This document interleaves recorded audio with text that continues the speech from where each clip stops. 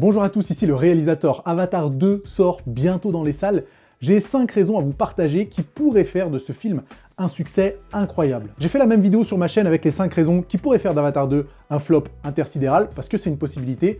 N'hésitez pas à aller la regarder et à me dire ce que vous en pensez. Je sais, je me mouille pas trop, je fais les deux versions, mais je trouvais que c'était intéressant d'explorer un petit peu les deux extrêmes pour essayer de prédire un petit peu ce que va pouvoir faire le film. Raison numéro 1 qui pourrait faire d'Avatar 2 un succès de fou, le film est en 3D. Et ça, c'est une distinction assez importante. Vous savez pourquoi? À cause du prix des tickets. Le prix d'un ticket pour un film en 3D est en général 2 à 5 € plus cher qu'un film classique. Si on ajoute à ça le fait qu'Avatar 2 va sûrement être projeté dans beaucoup de salles dites premium, genre IMAX, Dolby Cinema ou des daubes comme 4DX, ça rajoute encore des sous sur le ticket d'entrée et ça va potentiellement faire monter le chiffre d'affaires du film. J'ai déjà réservé ma place évidemment pour le film, que je vais aller voir en Dolby Cinema et en 3D évidemment.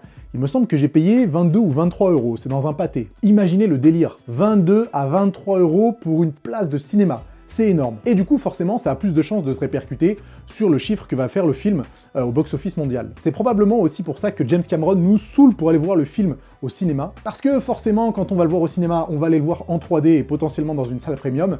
Et évidemment, ça va faire monter le chiffre que va générer le film. James Cameron, espèce de petit profiteur. Je suis même presque persuadé que très peu de cinémas vont s'aventurer à diffuser le film en 2D et dans un format non premium. C'est dire à quel point ce fou furieux de James Cameron a quand même une influence sur le cinéma et sur les formats qui sont proposés pour ses films. Est-ce que ça suffira pour qu'Avatar 2 dépasse les 1 milliard, les 1,5 milliard, les 2 milliards, les 2,5 milliards au box-office? Ça, j'imagine qu'on le verra quelques semaines après la sortie. D'ailleurs, j'aimerais bien que vous me donniez votre avis dans les commentaires. Est-ce que vous, ça vous dérange de dépenser plus de 20 € pour une place de cinéma? Est-ce que pour vous, c'est une aberration ou au contraire, vous pensez que c'est de l'argent bien investi parce que vous passez un bon moment, vous voyez le film dans des conditions assez exceptionnelles, vous êtes bien calé sur un bon siège dans les salles Dolby Cinema? Moi, vous imaginez bien, je suis un fou furieux de ciné, donc évidemment que ça me dérange pas, mais je serais curieux de savoir quel est votre avis sur la question. Raison numéro 2 qui pourrait faire d'Avatar un succès de fou, le film n'a presque aucune concurrence dans les semaines qui suivent sa sortie. Je crois que le prochain blockbuster qui pourrait faire un peu de concurrence à Avatar 2, il me semble que c'est Ant-Man Quantumania qui sort début février, je crois même mi-février. Je peux me tromper, mais il me semble que janvier c'est très calme sur le box-office mondial. Alors nous en France, je crois qu'on a Astérix et Obélix qui sort soit fin janvier, soit début février, quelque chose comme ça. Mais sur les sorties un peu plus globales, je crois qu'Avatar 2 n'a pas trop de soucis à se faire. Et ça évidemment c'est calculé. Si vous suivez un peu le cinéma, vous aurez remarqué que le mois de janvier, c'est un peu un mois poubelle, où les studios vont lâcher les films dont ils n'ont pas vraiment confiance, en se disant, allez, perdu pour perdu, on va sortir ça au mois de janvier. Donc, évidemment que c'est calculé, et c'est plutôt bien calculé. Et d'ailleurs, le premier Avatar avait exactement la même stratégie. Il était sorti au mois de décembre, je sais pas exactement quand, il me semble que c'était au début décembre, mais il avait eu une durée de vie au cinéma absolument délirante. Alors certes, c'était il y a 13 ans, et aujourd'hui, le contexte est totalement différent. Aujourd'hui, la plupart des blockbusters font énormément de chiffres sur les 2-3 premières semaines et ont un peu plus de mal à tenir sur la longueur parce que ils sont soit diffusés sur les plateformes de streaming, soit tout simplement l'intérêt des spectateurs chute. Mais ça laisse quand même à Avatar 2 6-8 semaines d'exploitation au cinéma, tranquille, sans se faire de soucis pour la concurrence. Vous imaginez le luxe que c'est et à quel point ça peut se répercuter sur le box-office? Donc si déjà on associe les deux premières raisons, le prix des tickets 3D et le manque de concurrence, déjà il est bien parti pour faire un gros chiffre. Raison numéro 3 qui pourrait faire d'Avatar un gros succès, là on aborde un sujet totalement différent.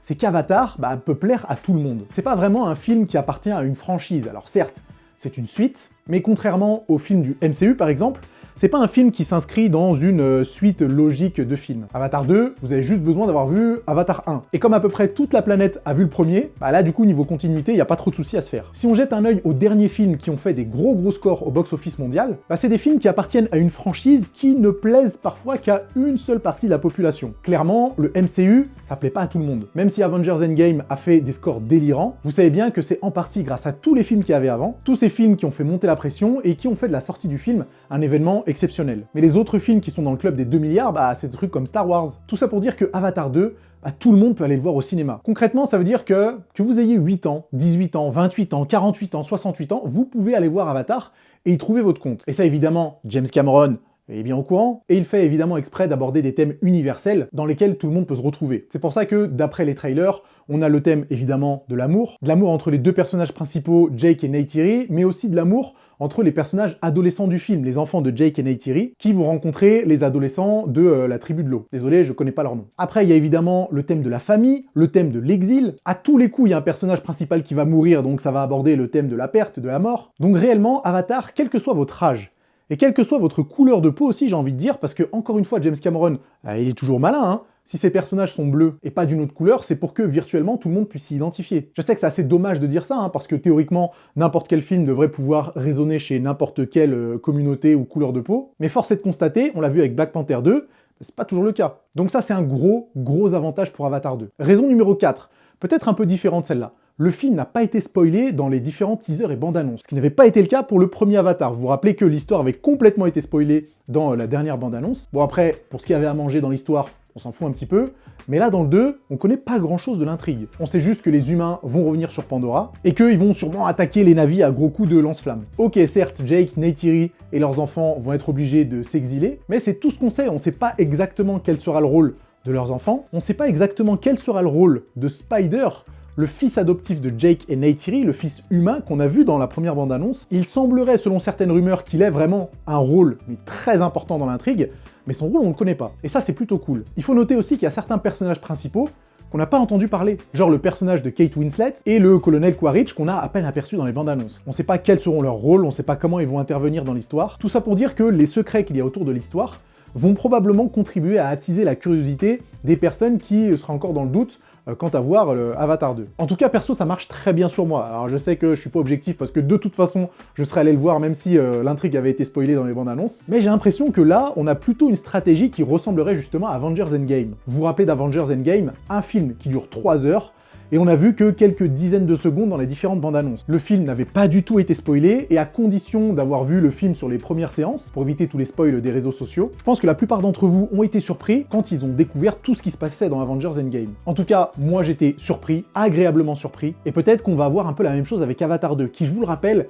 dure 3h11, et on a vu presque rien dans les bandes annonces, hein. Donc ça c'est plutôt une bonne nouvelle, et il n'est pas impossible que le bouche à oreille marche tellement bien que tout le monde se précipite pour aller voir le film. Raison numéro 5 qui pourrait faire d'Avatar 2 un succès incroyable, il est réalisé par James Cameron. Et James Cameron, pour utiliser ses propres mots, I'm the king of the world! Bon alors je sais que c'est un peu sorti de son contexte, mais mine de rien, s'il y a bien une personne qui peut battre le record d'Avatar premier du nom, c'est James Cameron avec Avatar numéro 2. Quand on regarde la filmographie du gars, on peut que se dire qu'il gère. Et non seulement il gère, mais il gère particulièrement pour faire des suites de fou. Aliens, Terminator 2, probablement 2 des meilleures suites de tous les temps. Je serais curieux de savoir quelles sont les suites que vous considérez meilleures que le premier, mais je pense que vous ne pourrez pas me contredire sur ce point-là. Terminator 2 et Aliens, c'est des suites qui sont meilleures que le premier. Imaginez une seconde que James Cameron nous ponde une Terminator 2 pour Avatar 2.